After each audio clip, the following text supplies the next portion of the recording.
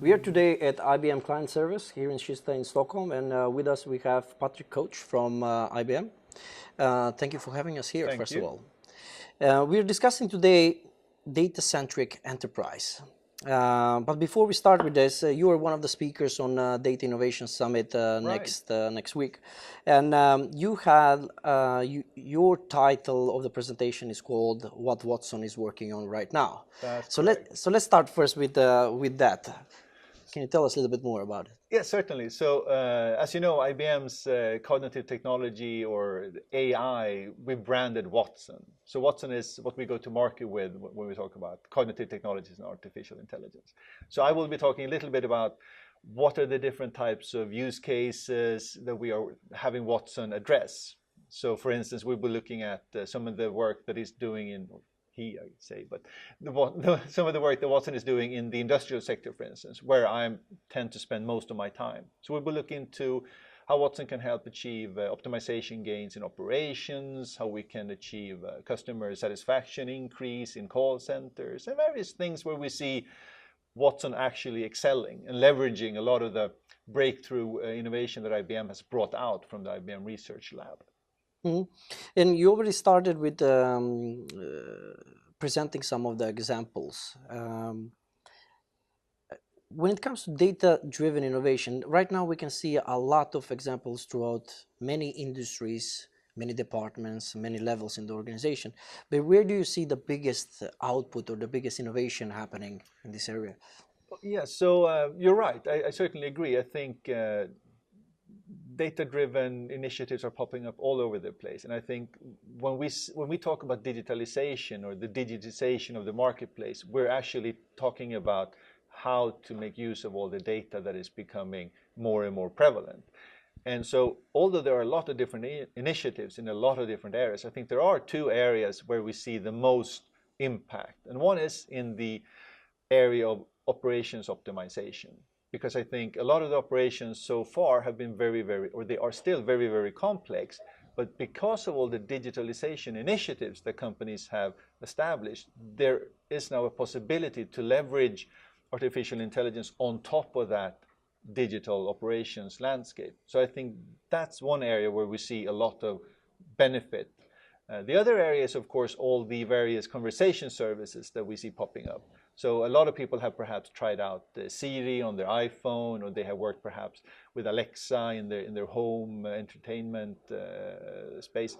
But I think behind that there is a very well established technology around conversation services where you are translating speech to text and text to speech back, which makes it possible for you as a consumer of information to interact more naturally. So I think when people technically talk about natural language processing, they're really talking about how to converse with a machine that contains a lot of information or makes information accessible. So I think the conversation services and the operational efficiency areas are the most impactful today yeah, that's basically what I would say, I guess.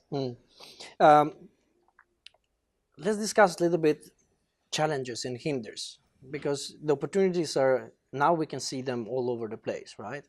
But there is still a number of challenges and hinders that the organization basically needs to overcome in order to come to the level when they are saying like we are data innovative or we are data driven and etc. So from your aspect, what would you say? What are the biggest hinders? Yeah, so I think the biggest hinder for companies to really excel when it comes to becoming data driven is the challenge of culture.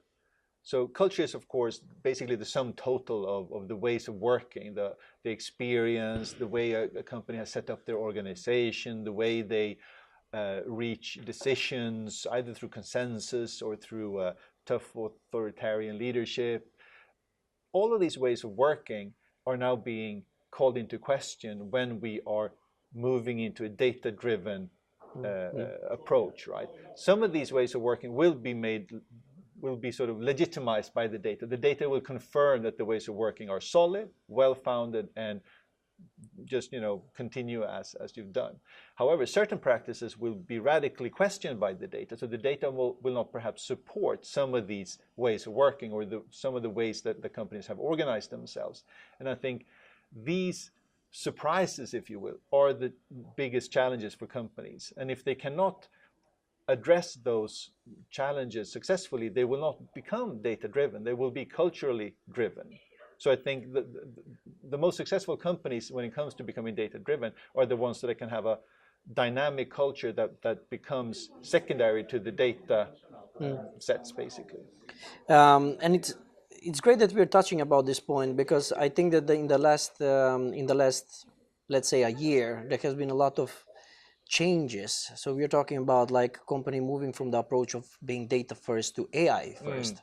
So can we demystify the myth of data centric and AI centric? Do you think that they are together, or is like what is the difference?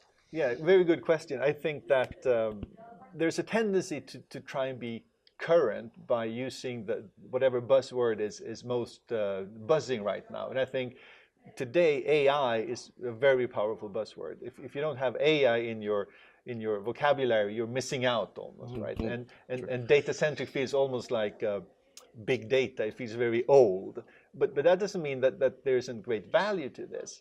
So on the one hand, I think that if you don't have artificial intelligence as part of your digital strategy is not strategic enough. I think you certainly need to become conversant in the implications of artificial intelligence. However, I don't think that there will be any artificial intelligence without a lot of data. So if you put up an opposition between is data more important or is AI more important, I think you're doing yourself a disservice. I think they complement each other. And I think the greatest value of artificial intelligence is when you have a lot of relevant data on which you can then apply your algorithms. So I still think that traditional data-centric approaches are super important for the success of adopting artificial intelligence. I completely agree with this. What is interesting is that what you're mentioning is go back to basic, right? Take a look at the data that you have, start building on top of it, right? Which comes to which takes me to the next question, right? So we spoke a little bit more about the opportunities and the challenges, right?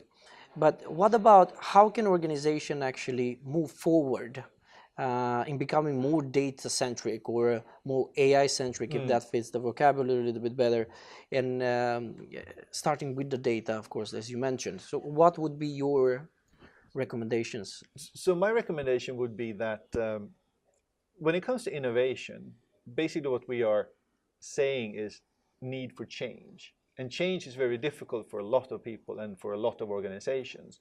So I think if we want to have data-driven innovation, we need to find a way to get buy-in for that change. So I think that companies that feel a need for innovation, and I think in the digital era that we're moving into more and more, innovation is part and parcel of your day-to-day. I mean, IBM ourselves, we've adopted this mantra of restless reinvention, basically. But I think in order for that to work, you need to find bite-sized initiatives or projects or challenges that you can address data-centrically. So you should not establish a large transformational program or a large change management program and then try to do it on a very large scale. I think the more successful companies and the more successful strategies are finding small areas that you can focus on and then try and innovate and transform in that area. So for instance, if you have a call center or you have a case management system, what are the types of questions that you can automate? So what type of conversation service can you stand up and just address, a basic set of questions and then implement that and make sure that that works for you. And once you've done that, then you can build on that and you can take on the next bite-sized challenge. So I think, finding a way to become iterative when it comes to adopting these data-centric AI capabilities is the way to go. And then that will work as a Trojan horse almost to sort of get people to buy into the change. And then the change will follow on top of the value that the data-driven approach has proven. So start small, proof of concept, then move on to the next, right? Yes, I think so. I completely agree. So I usually ask a question on the end, which it's almost impossible to predict, right? And that is like how what are your thoughts about where the industry is moving in the next 12 to 18 months, let's say? Technology is moving fast, but where do you see the biggest improvements, let's say operational or organization wise? So IBM has a large research division or business unit called IBM Research, and we put out, through them, we put out a 5 in 5 prediction, which is basically 5 technologies that we think will become established within 5 years. And we put out one of these predictions early last year, beginning of 2017. And the theme for those predictions were about making the invisible visible. And the point there was that we believe that these technologies will make it possible for us to keep very detailed granularity on a very macro level. So I think that one way to sort of make that concrete would be, I think it's possible now to have a customer centricity model where you don't have segments, but you have unique customers. So you can actually treat all your customers uniquely. So when people talk about the segment of one, I think technologies that enable that will become more and more established. So finding a way to approach a global market locally, or to find details on a very granular microscopic level and then scale that on a macro level. That's the type of area I think we will be moving into, or the companies that are successful will move into that area, and they will adopt these elements and find a way of bridging these two levels. And I think technically it will become about data management really, because all of this will be enabled through the judicial analysis and modeling of data, right? So if you have hundreds and thousands of customers that you treat uniquely, what does that mean for your organization? How do you structure yourself? And then you have the data drive that organizational structure. Perfect. Well, thank you for today. Thank you. Pleasure being here, and we are looking forward to your presentation next week. Same here. I do too. Thank you. Thank you.